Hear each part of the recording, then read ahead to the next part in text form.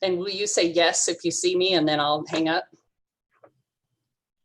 Chris? Sure. Thank you.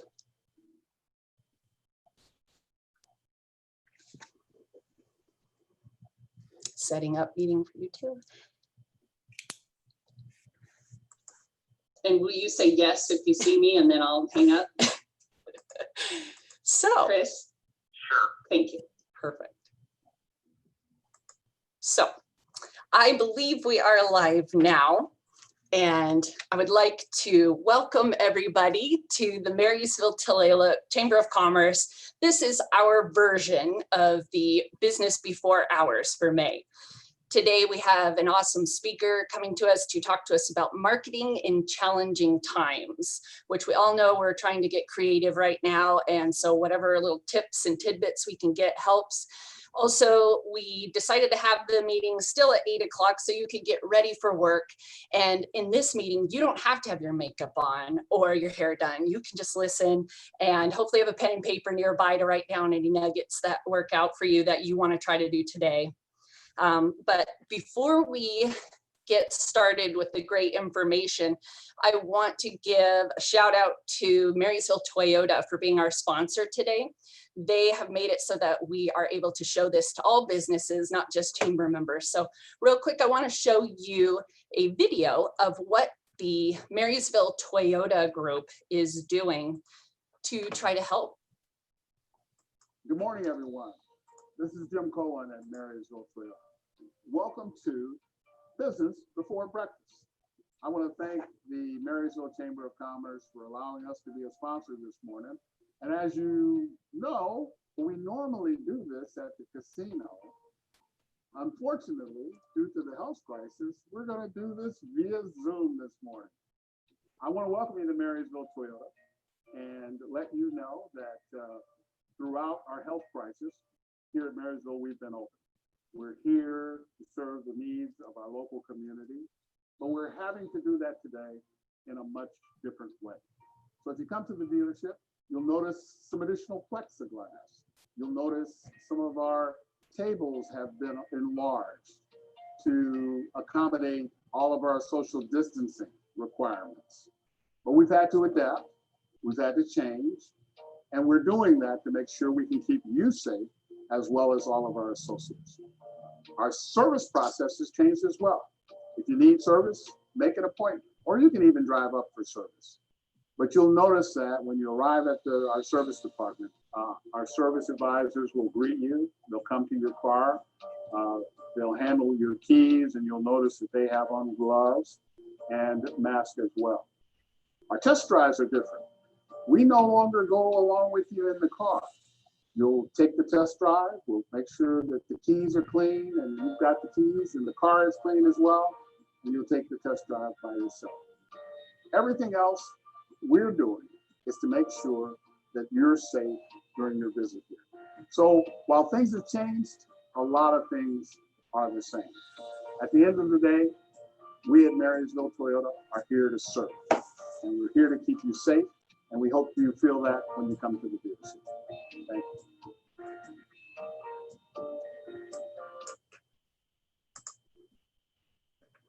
And thank you so much, Jim and Perry. You guys are fantastic supporters of the small business community. So I want to get us kicked off today and do a couple announcements of events that are coming up. I'm not sure if you guys are all on our email list, but if you're not, then I want to tell you about some things we've got coming up. Right now, we have our bingo event. You may have seen in the emails if you get ours. If not, it's on Facebook and also on our website, MarysvilleTulalipChamber.com. So this is a fun game that we're doing right now. Each week, you can go to these different restaurants, mark them out, and then turn this sheet in with your receipts to the email on there, and you can win a $50 gift card to a local restaurant here in town. Then on week 4, we're going for a blackout, And then you can win $100 gift card to a local restaurant. So you get to support restaurants all throughout the week. There's coffee stands and dessert places, so it doesn't just have to be dinner. And we hope you have a lot of fun with that. Also coming up is our community scavenger hunt.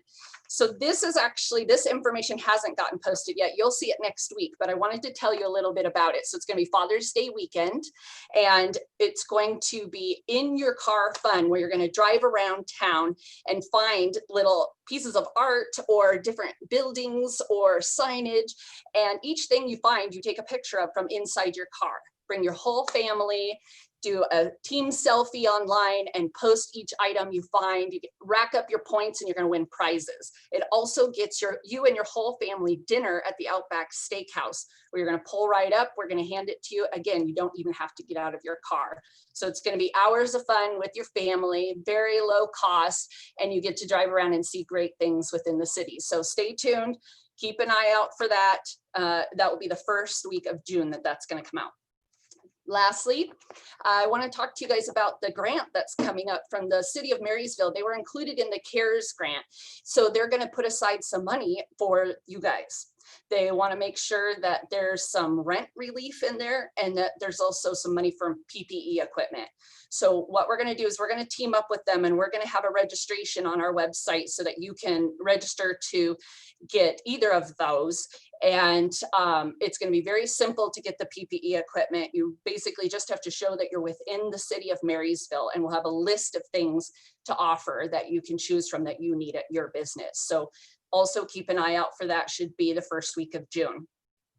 Very last thing I want to say before we get started with Sir Peter is if you could post in the comments of YouTube that what industry you're with. So that way, as Peter's talking about marketing, that he can maybe be a little specific to some of your industries.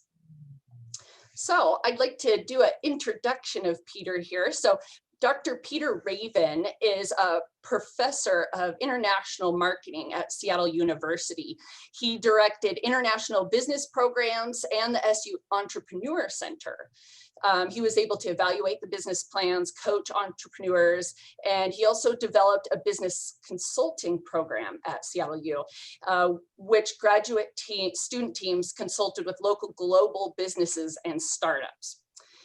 He was a business professor teaching marketing consulting courses and all different stages of business and helping them find ways to develop a product or service, assessing the market and fine-tuning their marketing plan. He's got expertise in global marketing all over the world, export market assessment strategies, areas of his expertise. So let's go ahead and get this kicked off with Peter. And Peter, if you wouldn't mind introducing yourself or at least saying hi to the crowd. Good morning, everybody. It's a pleasure to be here. I'm honored to be here with you. Fantastic. And let me just, Jessica, may I just correct a little bit?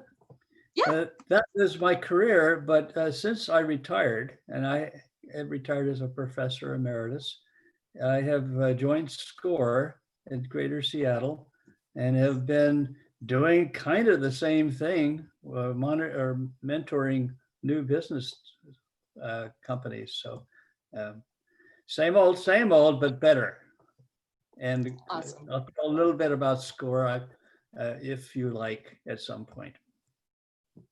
Fabulous. Okay, well, let's go into our questions right now with you and I. And let's start with, have you experienced anything like this before? This pandemic or a Great Recession, perhaps? Well, certainly not the pandemic. That's new. Actually, my mother, I think, was alive at the 1918 one, but just barely. But certainly recessions, we've experienced those. Nothing quite like what we expect this time. So everything is new. Pandemic and recession combined gives us businesses a lot greater challenges than we had ever thought we would need to experience. But you know, the nice thing about small businesses, in my opinion, is that we're often resilient. and we can take our lumps, but we can also pivot and change our direction very rapidly. Yes, absolutely. Okay, so when businesses are thinking now about how to pivot, what are your thoughts on marketing more strategically? Well, I think when businesses start up, they need to have a strategic plan, whether it's a business plan, but also the marketing plan. And in my experience, marketing is a significant part of a business plan. So strategic marketing needs to be a part of that plan and needs to be ongoing.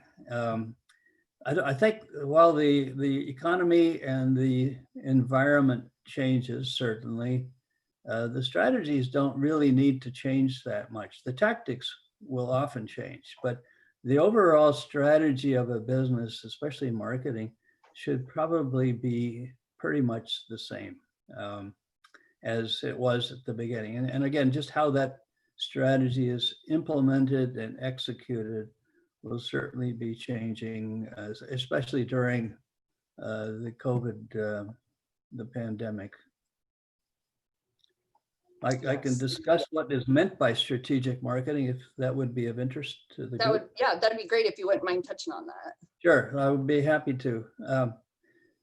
Strategic marketing is the overall picture of marketing, the context and the objectives that a company sets forth. And so that direction that is given by the strategy probably is valid even during a pandemic and an economic downturn. And what I was trying to say earlier was that the tactics that are used to implement and execute the strategy might very well change. For example, you're doing quite a bit of that just now. I was impressed with your little scavenger hunt, for example. Those kinds of things are very innovative, and yet you're still involving and engaging your clients, your customers, if you will.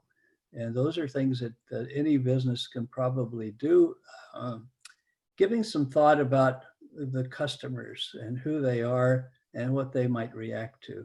So in marketing, the overall strategies tend to be fairly broad and general.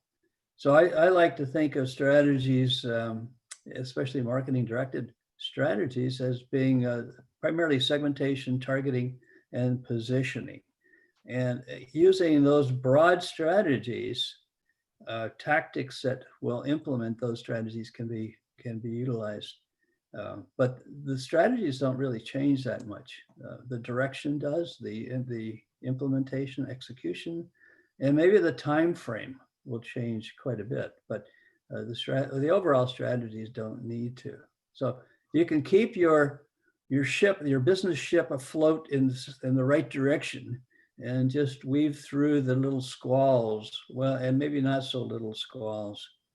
So the tactics, I think, are, well, you're doing some of them right now. Many of our businesses now are looking much more at social media, online activities, since there's no contact or little contact. So social media, but social media directed and toward the overall objectives and the strategies that your business has decided on. So you're talking a lot of high level stuff here. I'm So I talking want to about high level, yes. yeah. And so I want to get a little specific with you if that's okay. So Sure, absolutely. I understand what you mean about like your goals aren't changed because your customers are who your customers are. That doesn't change in a pandemic, but how to reach them, how to get their attention when they've got all this information flowing at them, that's got to change. So let's maybe throw an example out there, right? Because right now, Sure. one of the hardest things that we're seeing from our businesses is those that market face to face, right? So for example, we have a nonprofit, and a big part of theirs is relationship building. We also have advertising. That's another thing. You have to build the trust between you and the customer. How can you do that when you can't meet face to face? Yeah, that's often challenging. But we see that happening a lot with the new offers, for example, of well, pricing, no contact deliveries, things like that, I think are important. I think keeping in contact with your customers, if your current customers, your past customers, through email, letting customers know that you still exist, even though you're struggling and the economy is down, you're still there and you're still there to serve them like you have always been. So email, telephone, even video chats, I think are useful and based on your website. Just keep the contact going with those customers. They'll be back, especially if they remember what you've been doing for them. So I like just the contact thing. Let's see. Google My Business. Most of the businesses probably have Google My Business options, and they let you know how people want to be contacted and served. And I think those are important. And listening to your customers, and perhaps even having an option, if you have a website or an email, encourage their comments and what would they like to see in your business and how would they like to communicate, what questions are not being answered currently that they would like to see or hear. And that gives you a great deal of information. And again, that two-way contact is critical to keep in touch. So, okay, so be a resource for them as well. I love that. Yeah, resource. And a lot of people are just even updating on COVID and updating on the Inslee's, the governor's recommendations and the phase-in plans. And it's surprising how many people just aren't aware of all of those things, even though they're in the news. And I know at SCORE, we try to keep our website updated on all the new information for businesses and when they can open and how they can open and so forth. So I think that's important. Okay, that's fantastic. So another question is about trust, right? So some of the businesses are newer and haven't had a chance to really build that customer trust yet. So they're still baby marketing, right? Still getting their name out. This is who we are. They haven't gone away. Are there any suggestions that you would give in their marketing, like perhaps wording they would use or different avenues to market? I think trust and branding are critical. And the wording needs to be very specific toward the customers and things that the customers understand and relate to. So any business that's from a marketing perspective, people need to really understand who their customers are. And so how best can I meet the needs of those customers? That's really important. So the words are important, but also the follow-up and the fact that you're there and talking to them.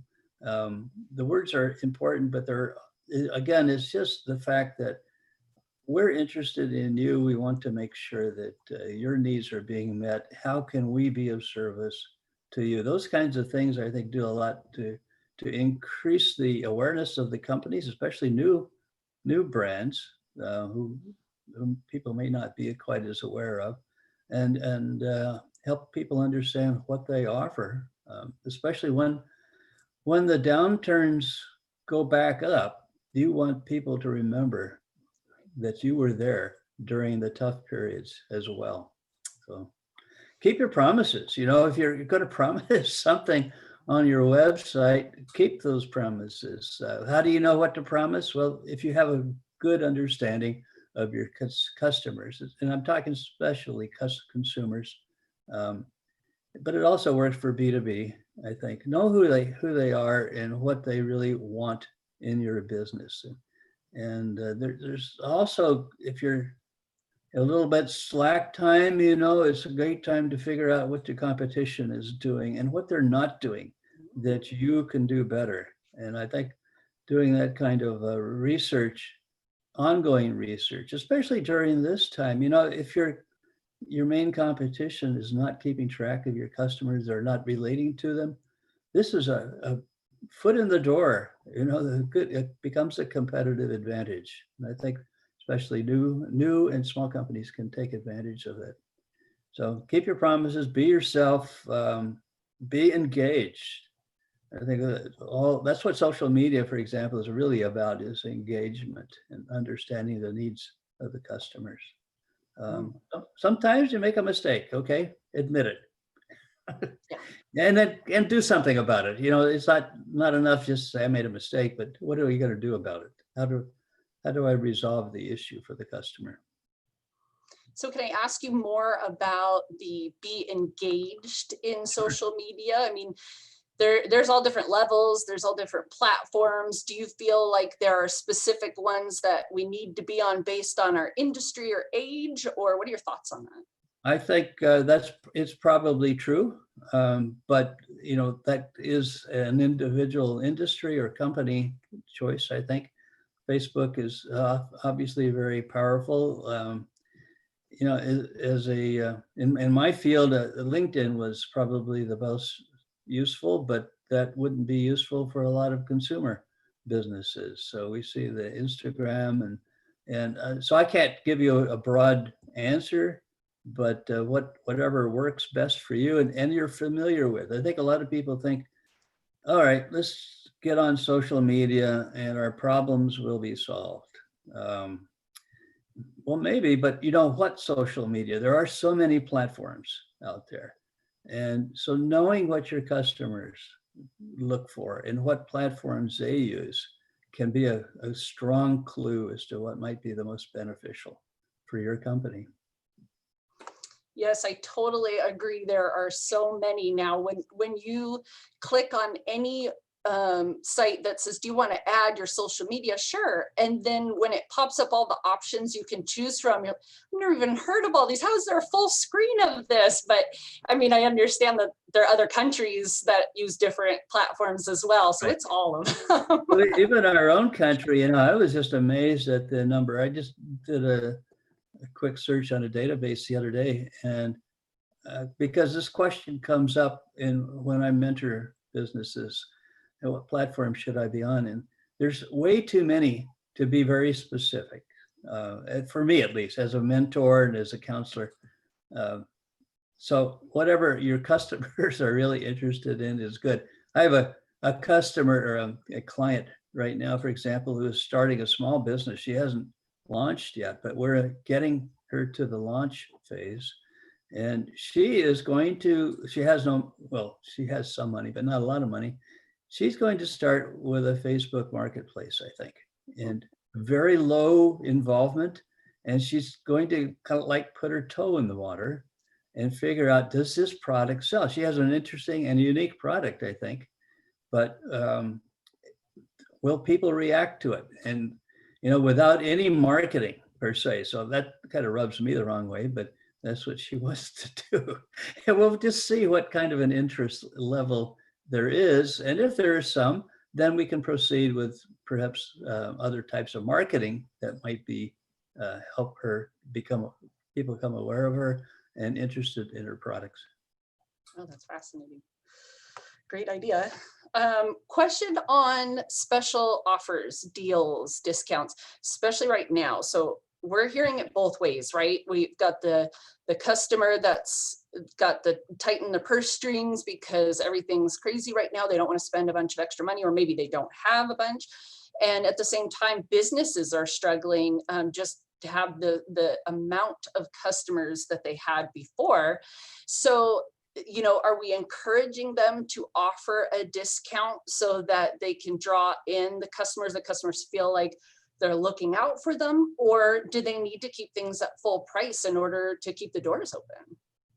That's an excellent question, and the answer is not easy.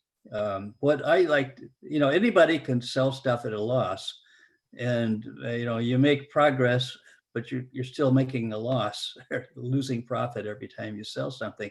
So I think it's very important for businesses to really know what their costs are, and don't go below break even if they don't have to. In fact, I wouldn't encourage it at all. A better way, perhaps, would be to, instead of offering discounts, perhaps bundle products. Maybe, for example, during this time, there might be products that are not moving as quite as fast as other products from the business. And so you could bundle 2 or 3 products together that, and it kind of amortizes the profitability. So those that make profit go with the ones that aren't making so much profit, and the customer gets, 2 for 1 or something like that, a special price on the bundle. And they feel good about it. And hopefully the business also can generate a profit, even though they may not get the full profit from the big seller. But you got to move inventory too, especially if it's perishable. So That's a very creative way to do that. I love that. When people are creating their marketing materials, their whether it's social media ads or printed or any avenue, are there tips you like to give when they're creating that message that you feel you've seen are more successful? I think the main word that I would like to use is consistency, and especially when you're building off of a brand, you need to be very consistent with that brand, so people are not confused about your marketing collateral and your information, that they understand what the brand is about. And so everything needs to be consistent. For example, in SCORE, we're a not-for-profit, but we have a branding system that is very, very strict. Our logo, for example, I don't know if you have a picture of that someplace, but it's the helping hand with SCORE, and all those have to be a certain size and a certain color and displayed in a certain way, because we're a national organization. And even though small businesses in Marysville may be small at the moment, who knows where they're going to go. I think I remember that there was a little company over in Bellevue area called Microsoft that was very small when they started. But their branding is consistent, so everybody knows when they see the Microsoft logo or the golden arches, KFC or whatever it is, that this is what we're all about. And companies spend billions developing those brands, but you don't have to. In fact, a small company ought not to do that, but you still need to be consistent.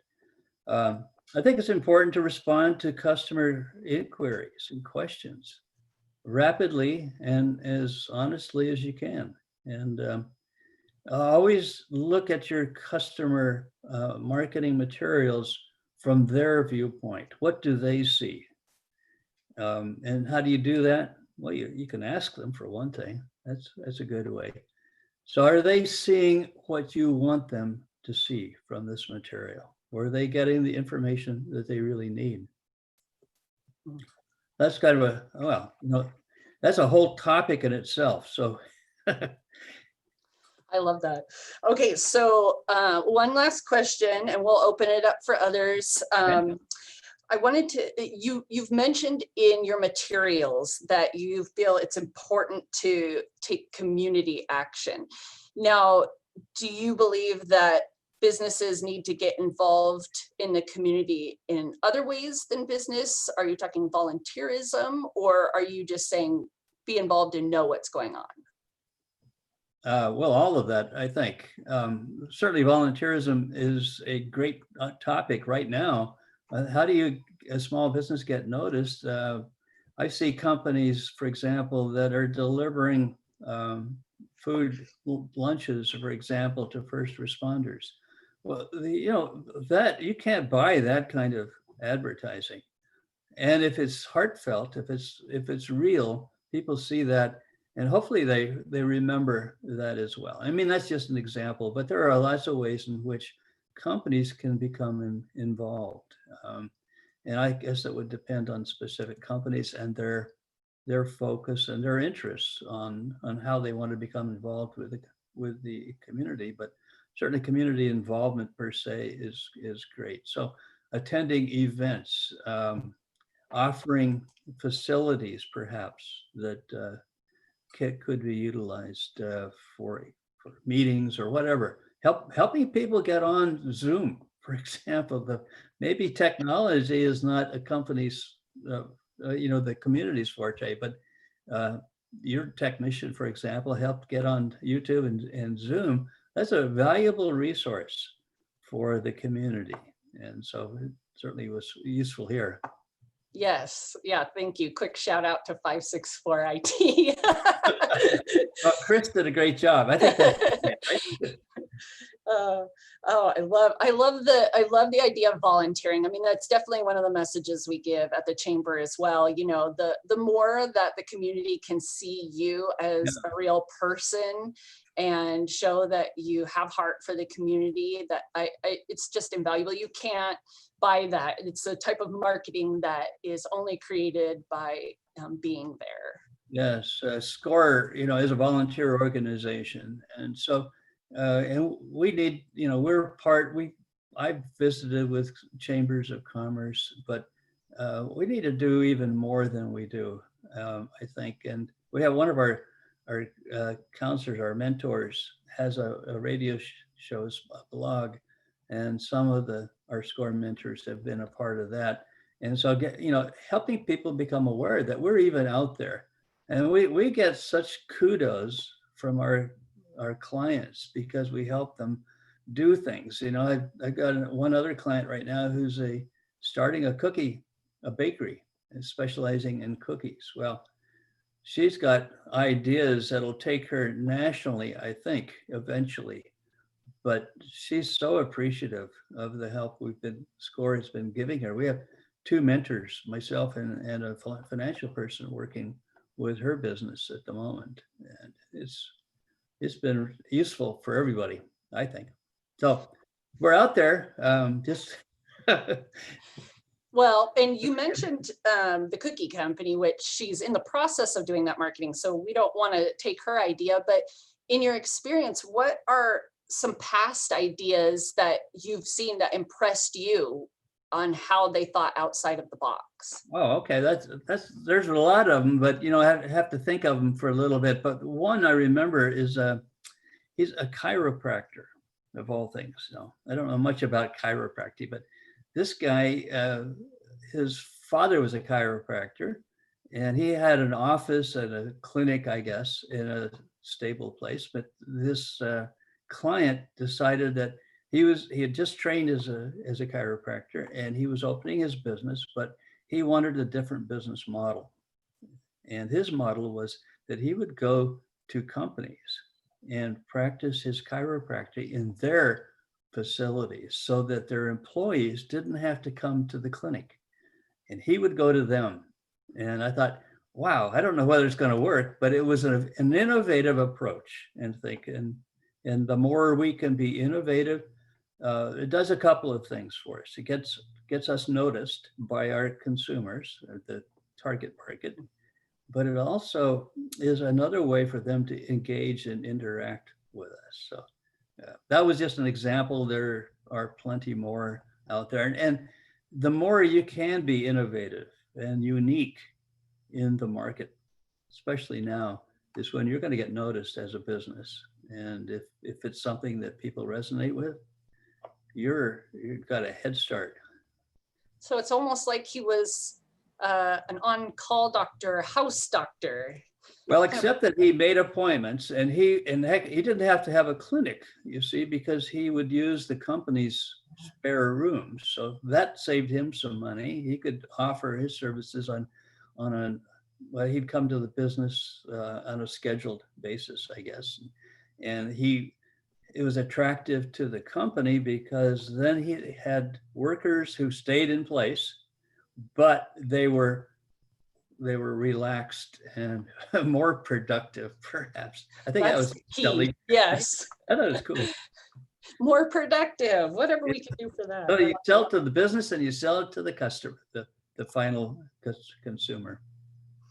So I they would got it. definitely, I'd love to hear more ideas if you think of others, but I'm going to open it up. If there are any questions from the viewers, feel free to type it into the chat. Otherwise, if you think of another example, I'd love to hear it, but I would also like to have you share a little bit about SCORE to the audience so Okay. they know what you guys offer and, maybe just like an overview of how it works. Yes. In fact, one of your board members is a SCORE volunteer, Vance Titus is. But there's more up there. We have SCORE Greater Seattle is the main chapter, and we are headquartered in downtown Seattle on 4th Avenue. We have about 100 mentors headquartered out of that office, although we have branches in Kitsap County, up in Snow Isle,